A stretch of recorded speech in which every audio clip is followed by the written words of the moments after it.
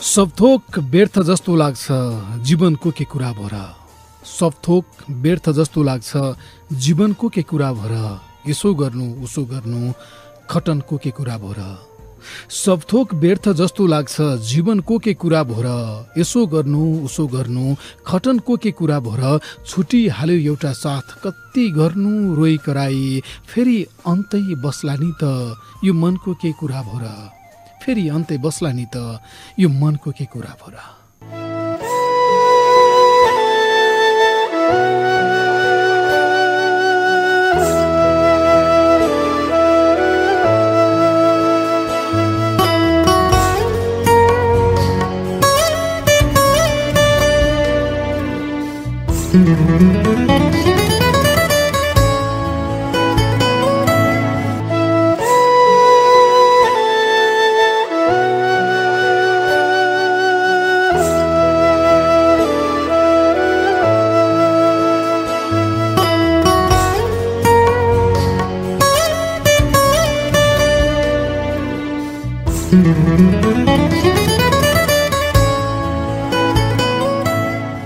जितेन्द्र मल्लले लेखेर केशव पौडेलले सङ्गीत भरेपछि मेनुका पौडेलले गाएको गजल मनको भित्री तहमा लेप जसरी टाँसिएर बसेको छ अचेल।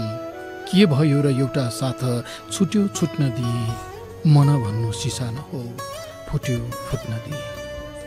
यो गीतले भने जस्तै मन भन्ने चिज सिसा नै पो रहेछ कि कसो। जब गएँ भनेर गयौ नि तिमी तब मेरो मन त्यस्तै बाँकी रहेन जस्तो तिमीले गएँ भन्नु अघि थियो। झारम झुरुम टुक्रिए जस्तै भयो यो। छरपष्ट भएर बीच सडकमा यत्र तत्र बेबारिसी भए जे भयो। के गर्ने कसो गर्ने केही मेसो पाउनै सकेन मैले। समय परिवर्तनशील छ सबै परिवर्तनशील छ केही स्थिर छैन। शुक्रकीट र डिम्बको मिलनबाट निर्मित भ्रूण बच्चा भएर जन्मिन्छ। केटाकेटी भएर हुर्किन्छ। तन्नेरी हुँदै घुमफिर गर्छ। वयस्क हुँदै घरजम बसाउँछ। प्रौढ हुँदै अभिभावकत्व निर्वाह गर्छ र अन्ततः वृद्ध भएर मरिजान्छ।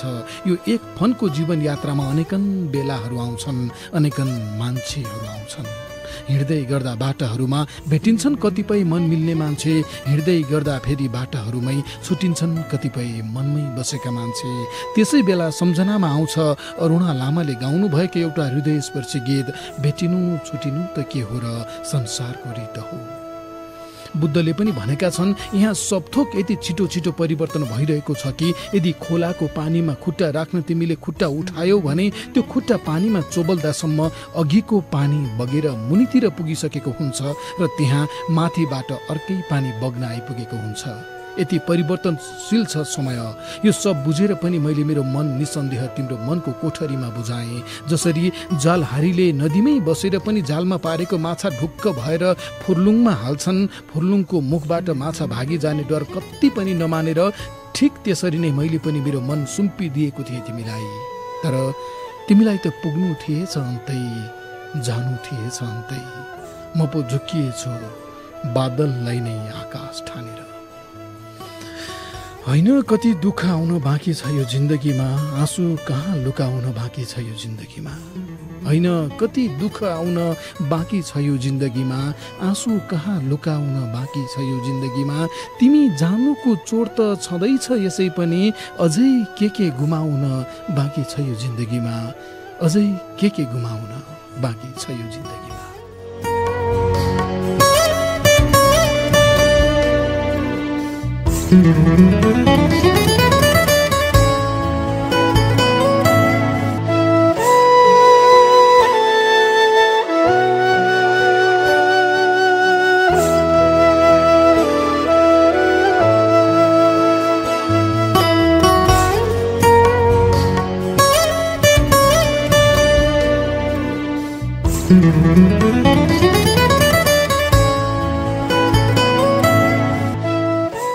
छुटेको त साथ मात्रै नहो छुटेको त म मात्रै नहो। तिमी छुटेकी होइनौ तिमी त गएकी हौ पर कतै टाढा। सायद तिम्रो खुसीको भण्डार पर कतै नै छ। मेरो मनको बाटो भएर जाँदै गर्दा सोचेकी हौली तिमीले पनि यो बाटो त्यहाँसम्म पुग्दैन जहाँ तिम्रो खुसीको भण्डार छ। उसो त मेरो मनको आँगन भएर जाने बाटो नै पो दोषी थियो। दोषी हो कि या हो यो अपुरो अधुरो। सुनेथे कतै पुगेर त टुङ्गिन्छन् बाटाहरू। सायद म हिँडेको बाटो तिमीसम्म पुग्ने नपाई पो टुङ्गिएछ कि या त तिमी हिँडेर आएकी बाटो मूल बाटो भएर गइदियो मेरे अघिल्तिरबाट। खै कसो पो हो भ्यू पाउने कठिन पो भइदियो। तिमी आउनु र जानु बिचमा पनि धेरै धेरै कुराहरू भए। धेरै थुङ्गा फुलहरू फुलेर फक्रिए। धेरै पटक जुनहरू उदाउँदै र अस्ताउँदै गरे। धेरै थोपा शीतहरू पर्दै र सुक्दै गरे। हो धेरै धेरै कुराहरू भए त्यो बिचमा। सबैभन्दा ठुलो चाहिँ सुस्तरी मैले कसैलाई यति बित्न नजिक ठान्न थालेँ कि त्यति नजिक त नदी र किनार पनि हुन्न होला। यस्तो लाग्छ मलाई। हामीले कहिले सोचेनौँ कमलले हिलोलाई के सोच्छ होला भनेर। कति तुच्छ बनाइदिन्छौँ हामी हिलोमा पनि फुल्दछ कमल भनेर। त्यो कमललाई फुलाउनको लागि हिलोले पनि त कुनै न कुनै भूमिका निर्वाह गर्यो होला नि। तर हामी भने पुरै व्यवस्था गरिदिन्छौँ त्यो हिलोको भूमिकालाई। मेरो भन्नुको तात्पर्य के हो भने मान्छेको स्वभाव नै यस्तै हो। हामी आफै भित्रको कतिपय कुराहरूलाई होइन भन्दै व्यवस्था गरिरहेका हुन्छौँ। जस्तो यति बेला आफूलाई भइरहेको पीडालाई होइन भने जसरी पन्छाउने प्रयत्न गरिरहेछु म। तर फेरि पीडा त पीडा नै हो। यो बल्झिरहन्छ अझै केही समय। म दुखिरहन्छु अझै केही समय। अनि सम्झनामै सही तिमी आइरहन्छौ अझै केही समय। सिसा जस्तै फुट्नु पर्ने दोष कसको हो? सधैँभरलाई टुट्नु पर्ने दोष कसको हो? सिसा जस्तै फुट्नु पर्ने दोष कसको हो? सधैँभरलाई टुट्नु पर्ने दोष कसको हो? तिमी छोडेर गयौ, म छोडिएर बसेँ। बीच बाटोमै छुट्नु पर्ने दोष कसको हो?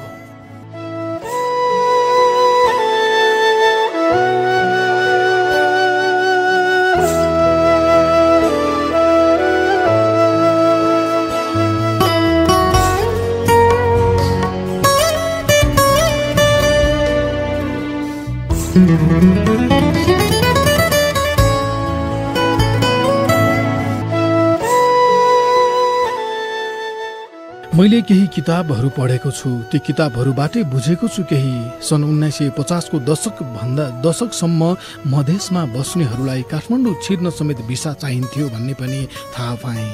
न्यायपूर्ण व्यवस्थाको माग पूरा नहुने भएपछि योगमायाले विक्रम सम्वत 1998 68 जना अनुयायी सँगै नदीमा हाम फालेर देह त्याग गरेको पनि थाहा पाएँ। त्यस्तै विक्रम सम्वत 2003 तिरै जातीय विभेदको विरोध गर्दा जेल परेका भगत सर्वजित विश्वकर्मालाई मुखमा जुत्ताले हानेर अगाडिको दाँत झारिदिए पनि उनले सङ्घर्ष गर्न नछोडेको पनि थाहा पाएँ। अनि इतिहासमा जनजातिहरूलाई राज्यले नै मासिन्या मतवाली र नमासिन्या मतवाली भनेर अन्याय गरेको पनि थाहा पाएँ। तर मैले एउटा कुरा यति थाहा पाइसक्दा पनि बुझ्दै बुझिन कि तिमी बिना बाँच्दिन भन्नेहरू, कि प्रेममा तिमी बिना बाँच्दिन भन्नेहरू कसरी तिमीसँग बाँच्दिन भन्ने अवस्थामा पुग्छन् होला। फिटिक्कै बुझिन मैले। राजेन्द्र थापाले लेखेर दीप श्रेष्ठले गाएको गीत जस्तै त हो जिन्दगी भन्नु पनि। झिरमा उनिनु त एउटा कुरा, पिरमा उनिनु त्यो एउटा कुरा। झिरमा उनिनु त्यो एउटा कुरा, पिरमा उनिनु त्यो एउटा कुरा। नभिज्ने आँखा त कसको छ र, तर झर्नु नझर्नु त्यो अर्कै कुरा। सुनेथे जिन्दगीले कहिलेकाहीँ परीक्षा लिन्छ मान्छेको, सुनेथे मात्रै यस्तो। तर यति बेला लाग्दैछ म आफै परीक्षार्थी भएर थचक्क बसेको छु जिन्दगीको पिँढीमा। कतिपय प्रश्नपत्रको भुइँ चढेर आउँदैनन् सायद। तिनीहरूले तखतामा राखेको खुर्पा जस्तो प्रश्नवाचक चिन्ह पनि तेर्साउँदैनन्। न त पत्रकारिताको मर्म भुलेर बाजाभाजको स्वरूपमा चिच्याउने रुखो पत्रकारले झैँ र्याख्ती पार्छन् जवाफ खोतल्न। कतिपय प्रश्नहरूको आउने बाटो यस्तो हुँदैन। बरु ती त अवस्था बताउन आइपुग्छन्। घटनाक्रमको बिस्कुन सुकाइदिन्छन् अनि खेतमा पानी लगाउने पालो कुरे जस्तै पालो थमाइदिन्छन् प्रश्नसँगै जवाफ पनि खोज्न। यो बडो अजीब कुरो छ। अजीब नै छ यो, किनकि जिन्दगीले लिने कतिपय परीक्षाको प्रश्न पनि आफैले खोज्नुपर्ने हुन्छ। मात्र हालत अवगत हुन्छ, त्यसको कारण प्रभाव खोतल्ने प्रश्नहरू त आफैले उब्जाउनु पर्ने अभिभार पनि थोपरिदिन्छ जिन्दगीले। पटक पटक घरिघरि चलिरहन्छ रे, आउने जाने सधैँभरि चलिरहन्छ रे। पटक पटक घरिघरि चलिरहन्छ रे, आउने जाने सधैँभरि चलिरहन्छ रे। कहिले मन दुखाएर कहिले खुसाएर जिन्दगी त यसै गरी चलिरहन्छ रे। जिन्दगी त यसै गरी चलिरहन्छ रे।